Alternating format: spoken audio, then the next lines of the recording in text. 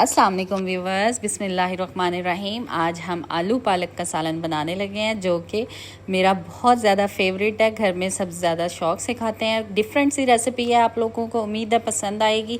सबसे पहले हमने पालक को बारीक कट कर लिया था, प्याज हमने कट लिया, एक बड़ा साइज़ का हमने लिया था। उसके बाद हमने 2 अदर टमाटर लिए थे, उनको बारीक कट कर लिया था। आलू हमने ले लिए थे, तकरीबन 1 केजी आलू लिया था, 2 केजी हमने पालक ली थी। 6 से 7 अदद हमने हरी मिर्चें ले ली थी, उनको कट कर लिया था। सारा मसाला यहाँ पे हम लोग रेडी कर चुके हैं। आप लोग मुझे ज़रूर बताइएगा आपको हमारी रेसिपीज़ कैसी लगती हैं। सबसे पहले हम ऑयल फ्राई करेंगे। ऑयल में हम ज़ीरा डालेंगे, 1/2 स्पून हमने ज़ीरा डाल दिया था। प्याज जो हमने कट करके रखा था वो भी हमने इसमें ऐड किया, इसको अच्छे से फ्राई कर लिया था। लहसुन अदरक का जो है पेस्ट हम इसमें बाद में ऐड करेंगे। तकरीबन 1/2 टेबल स्पून जो है हम इसमें लहसुन और 1/2 टेबल स्पून हम इसमें अदरक का ऐड करेंगे।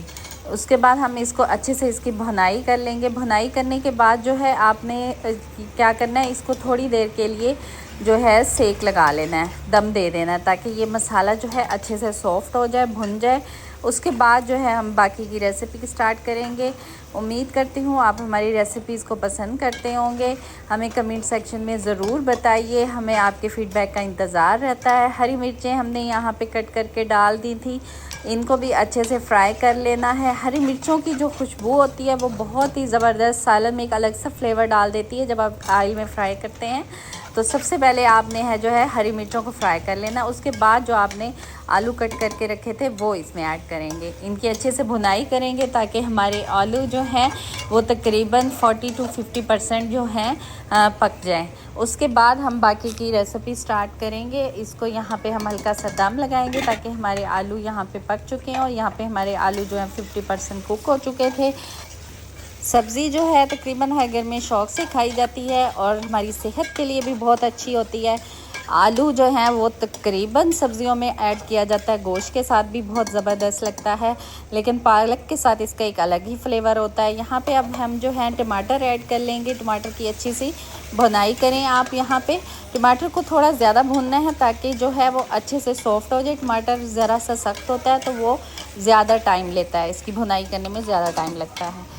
यहाँ पे आपका जो है यहाँ पे इतना ज़बरदस्त किस्म का सालन लग रहा है, मेरा तो दिल कर रहा है कि मैं यहीं पे इसको खा लूँ। और यहाँ पे अब हम मज़ीद मसाला ऐड करेंगे। हमने क्या करना है, हमने ऐड करना है इसमें खुश्क धनिया, कुटी लाल मिर्च, हल्दी, सुर्ख मिर्च और नमक। वो आप लोग अपने हस्ब ज़ायका आप लोग ऐड करेंगे। मैंने थोड़ी सी ज़्यादा ऐड की थी क्योंकि पालक जो होती है उसमें जो है मसाले थोड़े ज़्यादा ऐड होते हैं बाकी चीज़ों की निस्बत। तो यहाँ पे हमने मसाले ऐड किए हैं, इसको अच्छे से भुनाई की है। पालक हमने कट करके धो के रख ली हुई थी, तो अब जो है हम इसमें वो भी ऐड करेंगे। हमारी वीडियोस को ज़रूर कमेंट किया करें, हमें बताया करें कि आपको हमारी रेसिपीज़ कैसी लगती हैं। हम आपके लिए मेहनत करते हैं, हमारे फॉलोअर्स का जो फ़ीडबैक होता है वो हमारे लिए बहुत ज़्यादा अहमियत रखता है। पालक यहाँ पर हमने कट करके रखी हुई थी धो के, वो हमने इसमें ऐड कर ली थी।